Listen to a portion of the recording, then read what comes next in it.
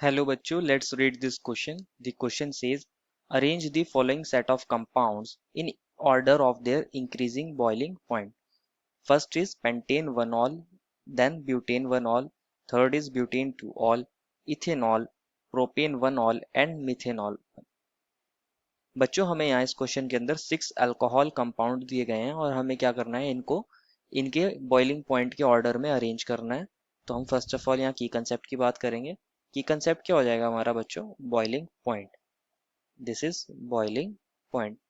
बच्चों जो हमारा पास बॉइलिंग पॉइंट होता है वो हमारा किस पर डिपेंड करता है? सरफेस एरिया पर डिपेंड करता है.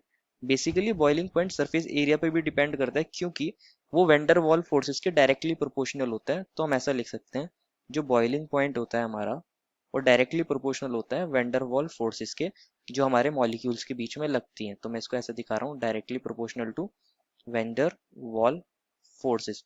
और जो हमारी वेंडर वॉल फोर्सेस होती है ये सरफेस एरिया के साथ इंक्रीज करती हैं. अगर हमारा सरफेस एरिया ज्यादा होगा तो वेंडर वॉल फोर्सेस भी ज्यादा होंगी, तो बॉइलिंग पॉइंट भी ज्यादा होगा. तो हम इसको ऐसे लिख सकते हैं, सरफेस एरिया. तो ये इसके भी डायरेक्टली प्रोपोर्शनल हो गया. जो हमारा सरफेस एरिया है वो क्या होता है बच्चों? जितने ज्यादा कार्बन चेन होते हैं मेन चेन में उसके साथ इंक्रीज करता है. तो number of carbon atoms in main chain, ऐसा हम लिख सकते हैं, नंबर ऑफ कार्बन एटम्स, कि जितने कार्बन एटम्स ज्यादा होंगे उन पर डिपेंड करेगा इन मेन चेन. और अगर हम ब्रांचिंग कर दें तो हमारा सरफेस एरिया क्या हो जाता है? डिक्रीज कर जाता है. तो हम ऐसा लग सकते हैं कि इनवर्सली प्रोपोर्शनल टू ब्रांचिंग, कि अगर हम ब्रांचिंग कर देंगे तो हमारा मेन चेन के अंदर से कार्बन एटम्स कम हो जाएंगे तो उसका सरफेस एरिया कम हो जाएगा, तो उसके अंदर मॉलिक्यूल्स के वेंडर वॉल्स फोर्सेस कम हो जाएंगे, उनके बीच में इंटरेक्शन कम हो जाएगा. This is the key concept hair.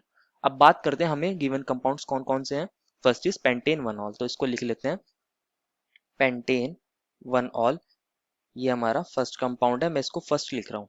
और इसके स्ट्रक्चर को ड्रॉ करते हैं. ये हमारा CH3, CH2, CH2, CH2, CH2 and OH. Second number पे हमें दिया है ब्यूटेन 1-ol, तो इसको भी देख लेते हैं.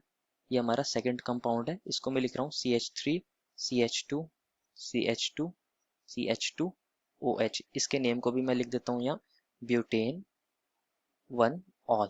थर्ड इज ब्यूटेन 2-ol, तो मैं यहाँ थर्ड को लिख रहा हूँ, that is are butane 2-ol. इसके स्ट्रक्चर को देखते हैं, CH3, CH2, CH, OH. और यहाँ पर क्या आ गया बच्चों हमारा? CH3. ये हमारा ब्यूटेन 2-ol हो गया है. अब फोर्थ नंबर पे हमें कौन सा दिया है? इथेनॉल. तो फोर्थ को भी देख लेते हैं. इथेनॉल क्या होता है बच्चों हमारा? CH3, CH2, OH. ये CH2OH हो गया, ये इथेनॉल है. फिफ्थ नंबर पे दिया है हमें propane 1-ol and six number पर मिथेनॉल. तो फिफ्थ एंड सिक्स को भी देख लेते हैं कि हमें दिया है propane 1-ol. Propane means total कितने कार्बन होंगे यहाँ पे? 3. तो मैं ऐसे लिख सकता हूँ, CH3, CH2, OH. And six number पे हमें दिया है मिथेनॉल. मिथेनॉल मीन्स एक कार्बन का अल्कोहल, दैट इज CH3OH. तो अगर हम ध्यान से देखेंगे सबसे ज्यादा कार्बन के एटम्स किसके अंदर हैं? पेंटेन 1-ol के अंदर है. तो इसके अंदर सरफेस एरिया सबसे ज्यादा होगा, वेंडर वॉल्स फोर्सेस सबसे ज्यादा होंगी, तो इसका जो हमारे पास बॉइलिंग पॉइंट है वो भी सबसे ज्यादा होगा. तो अगर हमें लिखना हो ऑर्डर ऑफ बॉइलिंग पॉइंट, मैं यहाँ ऐसे लिख रहा हूँ इसको, क्योंकि हमसे इंक्रीजिंग ऑर्डर पूछा गया था. तो जो हमारा पेंटेन वाला ऑल होगा वो सबसे लास्ट में आ जाएगा, इसका सबसे ज्यादा होगा क्योंकि फर्स्ट.